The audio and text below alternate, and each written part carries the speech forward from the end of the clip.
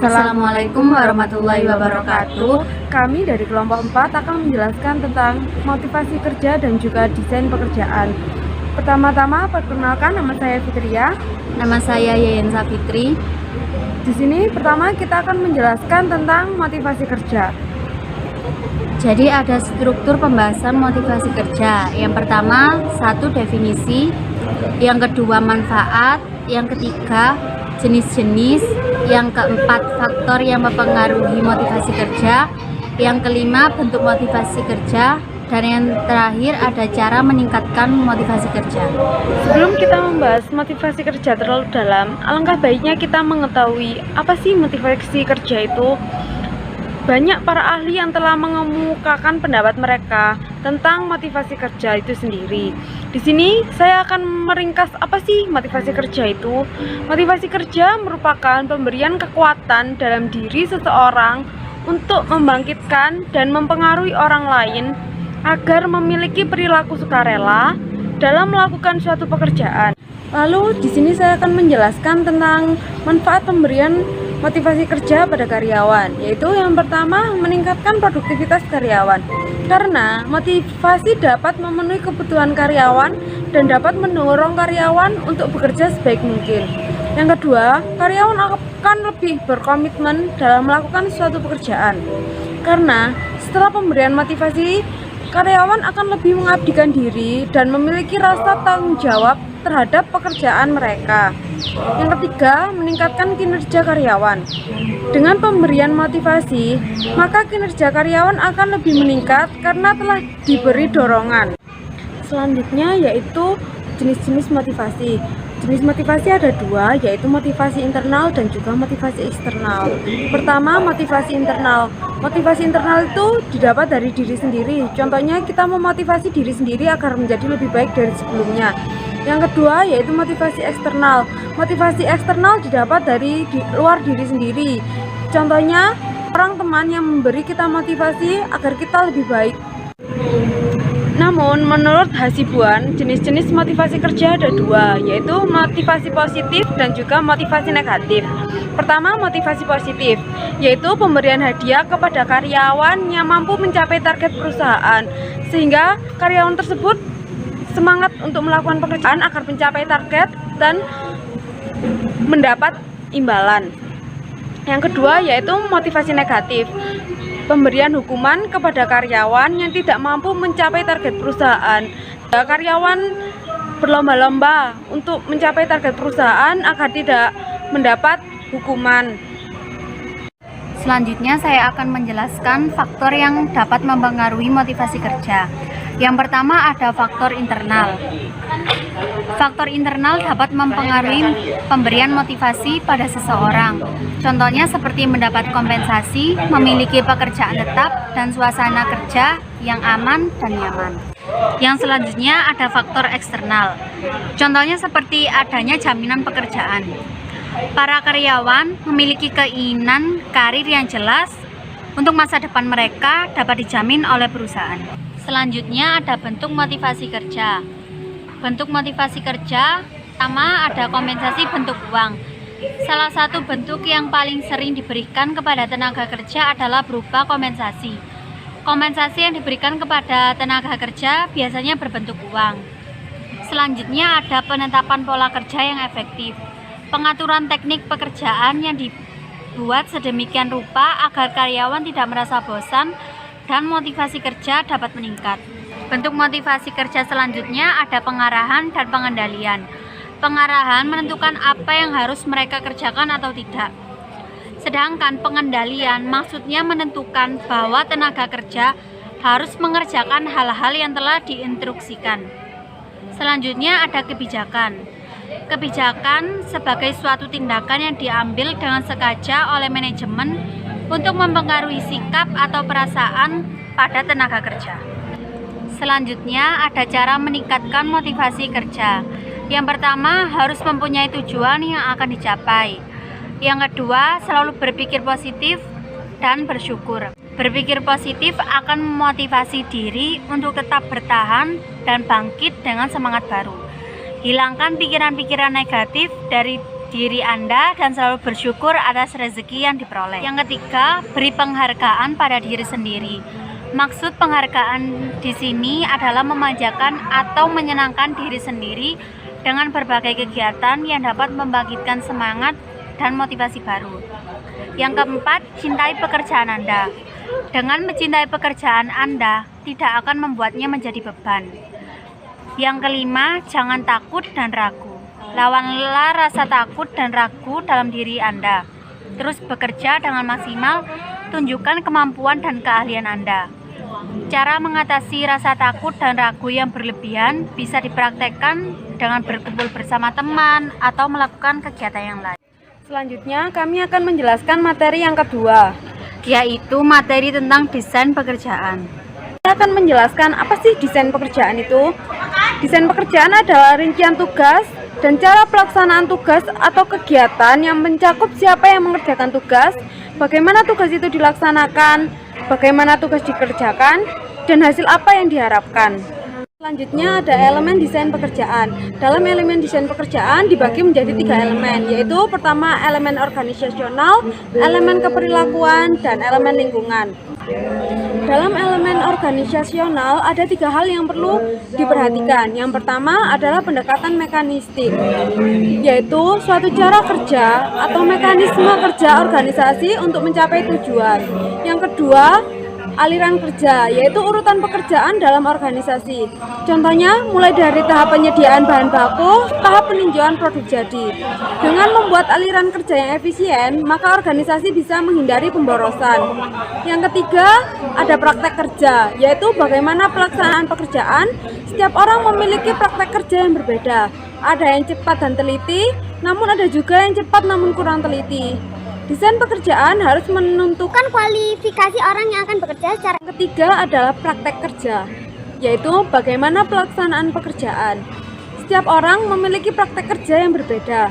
Ada yang cepat dan teliti, namun ada juga yang cepat tapi kurang teliti. Desain pekerjaan harus menentukan kualifikasi orang yang akan bekerja secara efisien, mengingat sumber daya manusia adalah unsur penting dalam sebuah organisasi. Elemen keperilakuan. Hal yang perlu dipertimbangkan dalam elemen keperilakuan diantaranya ada kebijakan. Kebijakan biasanya datang dari atasan, pemegang saham, atau pemimpin pemerintah. Yang selanjutnya, variasi pekerjaan dapat ditujukan berupa inovasi-inovasi dalam mengelola produk untuk dapat didesain sesuai dengan kebutuhan konsumen dan perkembangan ilmu dan teknologi. Selanjutnya, identitas tugas merupakan unsur desain pekerjaan di mana staf atau pekerja harus memiliki identitas sehingga perusahaan berjalan lebih efektif dan efisien. Yang terakhir ada umpan balik, seperti evaluasi yang membutuhkan feedback dari konsumen maupun umpan balik yang terkait dengan perusahaan. Umpan balik berfungsi sebagai acuan perkembangan sebuah perusahaan. Yang selanjutnya elemen lingkungan. Elemen lingkungan meliputi 2 faktor, yaitu eksternal dan internal. Yang pertama, faktor eksternal. Eksternal merupakan faktor yang datang dari luar perusahaan. Contohnya, teknologi yang berkembang mengharuskan perusahaan untuk mendesain sistem pekerjaan. Yang selanjutnya, faktor internal. Faktor internal ini contohnya seperti modal perusahaan, kualitas pegawai, dan lain sebagainya. Selanjutnya, yaitu pedoman dalam desain pekerjaan. Yang pertama ada identitas pekerjaan, yang artinya bila pekerjaan tidak mempunyai identitas, maka karyawan akan kurang bangga dengan hasilnya karena kontribusi mereka tidak tampak. Yang kedua, hubungan tugas dan tanggung jawab, yakni perincian tugas dan tanggung jawab diuraikan secara terpisah agar jelas dan diketahui. Yang ketiga ada standar wewenang dan pekerjaan, yaitu kewenangan dan standar pekerjaan harus dicapai oleh setiap karyawan dan harus jelas. Yang keempat, ada syarat kerja harus diuraikan dengan jelas. Yang selanjutnya, ringkasan pekerjaan atau jabatan harus menguraikan bentuk umum pekerjaan dan mencantumkan fungsi-fungsi dan aktivitas utamanya. Yang terakhir, penjelasan tentang jabatan di bawah dan di atasnya. Artinya, harus dijelaskan jabatan dari mana petugas dipromosikan dan jabatan mana petugas akan dipromosikan. Yang selanjutnya saya akan menjelaskan tentang tujuan dari desain pekerjaan. Desain pekerjaan memiliki tujuan agar yang pertama, efisiensi operasional, produktivitas, dan kualitas menjadi optimal. Yang kedua, fleksibilitas dan kemampuan melaksanakan proses kerja secara horizontal dan hierarki. Yang ketiga, minat, tantangan, dan prestasi menjadi optimal. Yang keempat, tanggung jawab tim ditetapkan sedemikian rupa sehingga bisa meningkatkan kerjasama dan efektivitas tim. Dan yang terakhir, integrasi kebutuhan individu karyawan dengan kebutuhan organisasi. Selanjutnya saya akan menjelaskan tentang faktor-faktor yang mempengaruhi desain pekerjaan. Yang pertama ada individu. Peran individu dalam organisasi sama pentingnya dengan pekerjaan, sehingga SDM menjadi fokus perhatian para manajer. Yang kedua, teknologi yang digunakan. Teknologi merupakan salah satu faktor yang juga diperhitungkan dalam desain pekerjaan agar dapat mencapai tujuan yang diinginkan. Yang selanjutnya, biaya dan anggaran. Biaya harus dapat seimbang dan optimal dan digunakan dalam pembiayaan desain pekerjaan. Semuanya harus bisa dilakukan secara efektif dan efisien dalam pembiayaannya. Selanjutnya ada struktur organisasi. Bagi dunia usaha di Indonesia, peran struktur organisasi terasa semakin penting karena dua hal, yaitu yang pertama, pengawasan dapat dipermudah. Yang kedua, ketidakstabilan dunia usaha Indonesia. Yang selanjutnya ada variabel internal. Di dalam variabel internal ada beberapa kategori seperti manajemen.